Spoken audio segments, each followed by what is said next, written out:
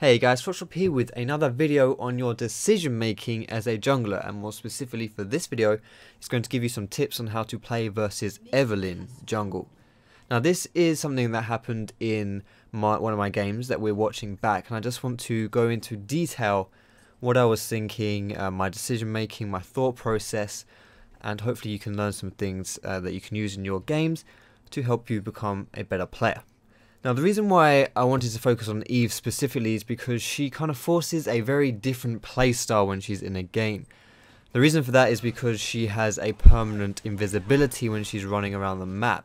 What that means is that your wards don't spot her, so you have to play very different, a very unique playstyle when you've got an enemy Evelynn. And it can be a real pain for your allies because they never really feel safe, because even if they buy wards, Eve can still gank them.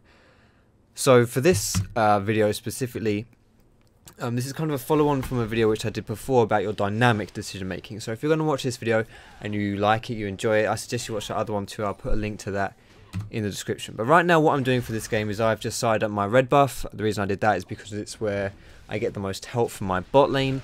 I take away red buff, I do a mini camp, and then I take away blue buff as well. This is a very standard jungle route to getting you level 3.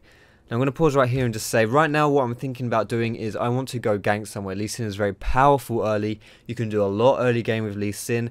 Now is a great time to be looking to be aggressive, to be looking to making some plays and doing some things. Looking at the map, where do I want to go? What do I want to do? Well, very similarly to the last video I did, if the enemy jungler starts at blue and then does a mini camp and goes to red, very similar to what I have done, then Eve is probably going to finish her jungle route very closely to when I finished as well. So I've also got to look at it from her point of view, where is Eve going to go?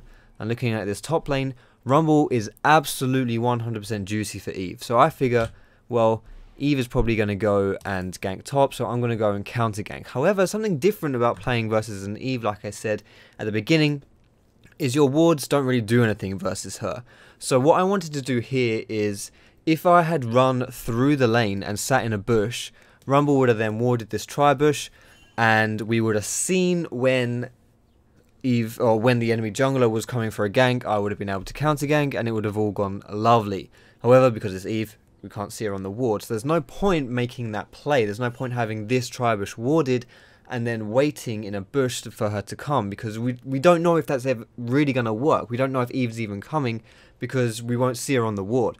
So what I do instead is I sit in this tri-bush myself, because then if Eve does come into the bush, she's going to run into me. I'm going to be able to see her, and because Lee Sin is quite strong early, Eve is also fairly strong, but Lee Sin is one of the strongest level 3 champions, I can beat the crap out of her. And so that was my plan. So I sit in that bush, but she doesn't come. I decide, well, there's no point wasting my entire time, so I see if I can find her in her jungle. Her wraiths are up, she's not around here, so I'm just going to take these away. I'm going to smite away the big wraith and then leave these minis up so that it's counter jungling and that they don't, the wraiths don't respawn. But what I also do here is, this is the second tip for playing versus Eve. The first being a human ward so that she runs into you. The second one is this. These wards here, you can't actually ward your lanes to see when Eve is coming, when Eve is running around, but you can ward her jungle. This way, whenever she comes out of stealth and when she goes to fight jungle monsters, you will see her, because you'll see her killing the monsters and then she'll be revealed. That's a good way to be spotting out Eve, and that's exactly what I've done with this trinket ward here. I'm still flying around this top lane though, because I figure, well, this is still the best place for Eve to be going. I'm not wasting my entire time though, because I have counter jungled her twice. So I'm still getting some XP. It's not amazing XP, but I'm still getting some. And I actually see her pop up on this ward here, exactly like I had planned by putting it there. I wanted to see her killing the monsters. So I see her. I see she's on low health. I see she's getting involved. And so I go for her. Now I want to save my Q for the very last second so it does the most damage possible and that she can't flash away from me too early. And what we do is I take her to very low health, and then Rumble flashes in. He gets the ignite down onto her. I want to kill her as soon as possible because I don't want this Rumble to take any more damage than necessary. And we managed to pick up the free kill on that. So now we have an Eve dead. We have me count jungling the crap out of her. I'm snowballing. Rumble snowballing. and it's just a really favourable position for us right now. And this is how you can, a good way to be playing versus Evelyn, and the decisions you can be making. It's really important to deal with Evelyn as a jungler specifically, because then it makes your lane's lives a lot easier. And a tiny point which I want to mention right here as well is that Rumble's recalling because he's on low health. Jarvan just TP'd back to lane. And now this wave position here is very favourable for Jarvan. There are more minions on our side than there are on his side, which means that our wave is going to be pushing into him. Not very fast, but it's going to be pushing into him. So he can actually freeze this lane here.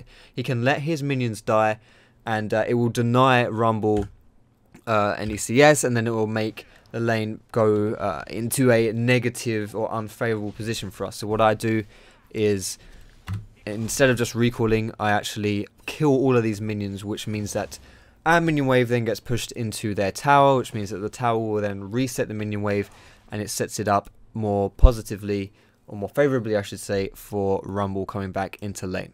So that's what I want to talk about in this video, guys.